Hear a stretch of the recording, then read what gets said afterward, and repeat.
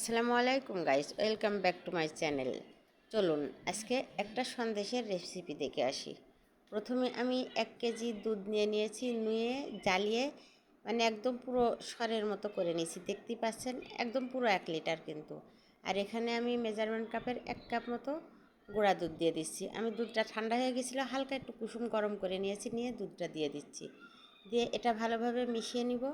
নিয়ে এখানে ফ্লেভারের জন্য আমি একটু এলাচের গুঁড়া দিয়ে দিচ্ছি, আর দিয়ে দিব 1/4 কাপেরও কম চিনিটা একদম পরিমাণে কমই লাগবে। এটা ভালোভাবে মিশিয়ে নেওয়ার পরে একটু লিকুইড হয়ে যাবে।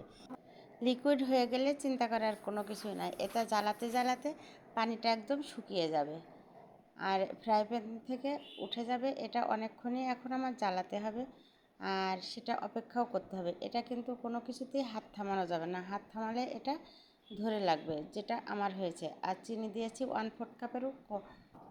এটা এখন আমি নন স্টিকের একটা ফ্রাই প্যানে নিয়ে নিলাম।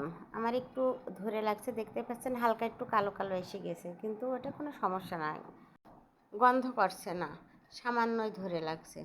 আমি এবার নন স্টিকের পাতিলে নেওয়ার পরে একভাবে নাড়াচাড়া করে যাব, আমি হাত বন্ধ করব না কিছুতেই, ঘুটাঘুটি একভাবে করতে হবে। আবার যদি ধরে লাগে তাহলে এটা গন্ধ করবে, খাওয়া যাবে না। এইটা প্রায় আমার শেষের দিকে হয়ে আসছে, এই ফ্রাই প্যান থেকে প্রায় ছেড়ে দেওয়ার মতো ভাব হয়ে গেছে। এটা করতে কিন্তু বেশ খানিকই টাইম লাগছে, প্রায় আধা ঘন্টা মতো, অনেকটা সময়। এটা করতে গেলে অনেক ধৈর্যের দরকার। আর এটা যখন হয়ে যাবে, এটা দেখবেন এই যে ফ্রাই প্যান থেকে কিন্তু উঠে যাচ্ছে। আমি আর 2-1 মিনিট মতো নাড়াচাড়া করে এটা নামিয়ে নিলাম। আর এটা একটু ঠান্ডা যেই হয়ে যাবে, হাতে সহ্য করার মতো হবে, তখন এটা নিয়ে নিব। আমি একটা ছাঁচ নিয়ে নিয়েছি, এই ছাঁচটা আমার মুজিবনগর থেকে কেনা ছিল।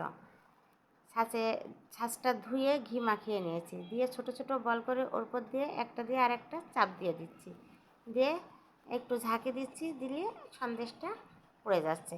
এটা খেতে কিন্তু দারুণ হয়েছিল, আপনারা ট্রাই করতে পারেন। যে কোনো অকেশনে, গায়ে হলুদের কিন্তু এই সন্দেশের রেসিপিটা রাখতে পারেন। এইভাবে ডিজাইন করে দিলে কিন্তু ডালাটা দারুণ লাগে, আপনারাও ট্রাই করতে পারেন। আমার রেসিপিটি যদি আপনাদের ভালো লাগে থাকে, প্লিজ ইউটিউব চ্যানেলটি সাবস্ক্রাইব করে পাশে থাকবেন, আর ফেসবুক পেজটি লাইক, ফলো, শেয়ার করার অনুরোধ রইল। আবার আল্লাহ হাফেজ।